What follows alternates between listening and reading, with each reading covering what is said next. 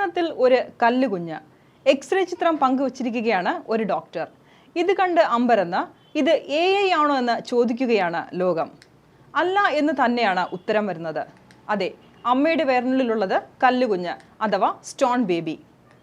ലിത്തോപീഡിയൽ അഥവാ stone baby എന്നറിയപ്പെടുന്ന അപൂർവ മെഡിക്കൽ അവസ്ഥ വെളിപ്പെടുത്തുന്ന ഒരു വിചിത്രമായ എക്സ്റേ ചിത്രമായിരുന്നു ആ ഡോക്ടർ പങ്കുവച്ചത്. ഡോക്ടർ സാം ഖാലി തൻ്റെ എക്സ് ഹാൻഡിലൂടെയാണ് ചിത്രം പങ്കുവച്ചത്. നിമിഷ നേരം കൊണ്ട് ആ എക്സ്റേ ചിത്രം ലക്ഷക്കണക്കിന് ആളുകളാണ് കണ്ടത്. കണ്ടവരെല്ലാം അമ്പരന്നു. ഒരു സ്ത്രീയുടെ ശരീരത്തിൽ എല്ലുകൾ കൊണ്ട് ഒരു കുഞ്ഞ്. ഗർഭാശയത്തിൽ വെച്ച് മരിക്കുകയും ജീവൻ നഷ്ടമായ ഭ്രൂണം പിന്നീട് കാൽസ്യം നിക്ഷേപം സംഭവിച്ച കല്ലിന് സമാനമാകുന്ന അവസ്ഥയാണ് സ്റ്റോൺ ബേബി.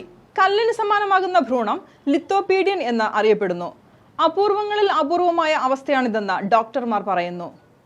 ഞാൻ ഇതുവരെ കണ്ടിട്ടുള്ളതിൽ വെച്ച് ഏറ്റവും ഭ്രാന്തമായ എക്സ്റേകളിൽ ഒന്ന് ഇതാ എന്ന കുറിപ്പോടെയാണ് ഡോക്ടർ സാം ഖാലി എക്സ്റേ ചിത്രം പങ്കുവച്ചത്. എന്താണ് രോഗനിർണയം? പിന്നാലെ അദ്ദേഹം കുറിച്ചു. ആ എക്സ്റേ ചിത്രത്തിൽ ഒരു സ്ത്രീയുടെ ശരീരത്തിനുള്ളിൽ ഇടുപ്പിന് സമീപത്തായി കാൽസ്യം അടങ്ങിയ ഒരു ഗർഭസ്ഥ ശിശുവിന്റെ ചിത്രം കാണാം. അസാധാരണമായ ഈ ചിത്രം കണ്ട് ആളുകൾ ഇത് AI ആണോ എന്ന് സംശയം പ്രകടിപ്പിച്ചു.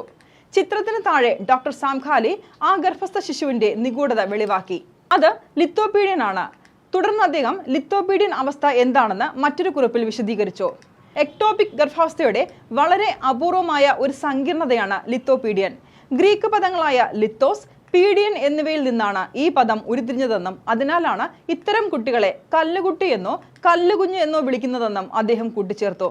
ഗർഭസ്ഥ ശിശുവിന് പുറത്തുള്ള ഒരു ഗർഭസ്ഥ ശിശു ആദ്യ 3 മാസത്തിനിപ്പുറം വികസിച്ചുകൊണ്ടിരിക്കുമ്പോഴും മരിക്കുമ്പോഴും ഇത്തരത്തിൽ സംഭവിക്കുമെന്ന് അദ്ദേഹം വിശദീകരിക്കുന്നു.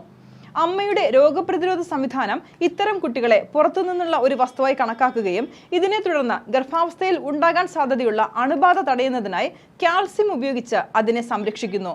ഇത്തരത്തിൽ കൂടുതൽ കാൽസ്യം അടിയുന്നതിനാലാണ് അവയെ സ്റ്റോൺ ബേബി എന്ന് വിളിക്കുന്നതെന്നും അദ്ദേഹം വിശദീകരിക്കുന്നു. ഇത്തരം സംഭവങ്ങൾ സാധാരണയായി രോഗലക്ഷണങ്ങളില്ലാതെ തന്നെ വർഷങ്ങളോളം ശ്രദ്ധിക്കപ്പെടാതെ പോകുന്നു. അല്ലെങ്കിൽ ശസ്ത്രക്രിയക്കിടെയോ മെഡിക്കൽ ഇമേജിംഗ് സമയത്തോ മാത്രം ഇവയെ കണ്ടെത്തുന്നു. ഡോക്ടർ സാമിന്റെ കുറിപ്പുകൾ എക്സലിൽ വലിയ അമ്പരപ്പാണ് ഉണ്ടാക്കിയത്. നിരവധി പേർ കുറിപ്പുകളുമായി രംഗത്തെത്തി. ഒരുപാട് പേർ അമ്പരപ്പ് പ്രകടിപ്പിച്ചു.